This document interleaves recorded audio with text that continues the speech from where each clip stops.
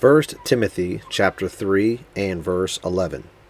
Even so must their wives be grave, not slanderers, sober, faithful in all things.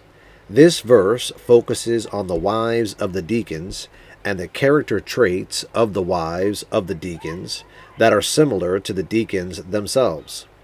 Now, it must be remembered there are no female deacons in the local church, as there are no female pastors in the local church. However, the wives of the deacons and the wives of pastors are held to a higher standard of conduct.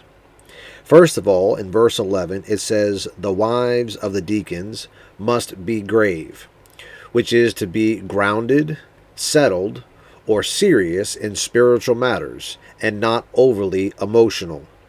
We saw this back in verse 8 about the deacon himself. Likewise, must the deacons be grave.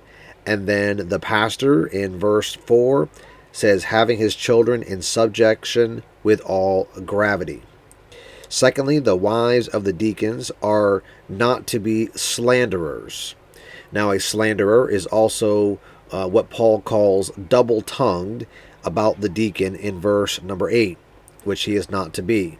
Paul affirms that the wife of a deacon is not to be a slanderer or double-tongued in Titus chapter number 2 and verse 3.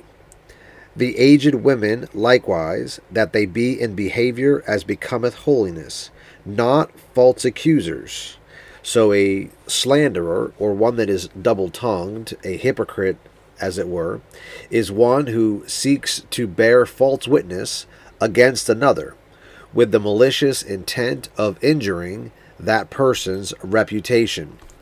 Now, we see a example of this in verse 10 of 3 John. We read, wherefore, if I come, I will remember his deeds which he doeth, prating against us with malicious words, and not content therewith, neither doth he himself receive the brethren, and forbiddeth them that would, and casteth them out of the church.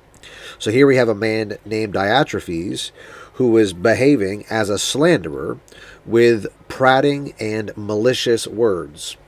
All right, then the Bible says the wife of the deacon is to be sober. And again, in Titus chapter number 2 and verse 4, we read that they may teach the young women to be sober, to love their husbands, to love their children. So the wife must be sober-minded. All right, and then lastly, she's to be faithful in all things. This includes her spiritual responsibilities. This would include being faithful to her husband and her children, as Titus 2:4 said that she was to teach the younger children to love their husbands and their children. She is to be faithful in her spending habits, her friendships and relationships outside of the church and in the church. And then lastly, she is to be faithful to her responsibilities in the local church. All right, until next time, may God bless.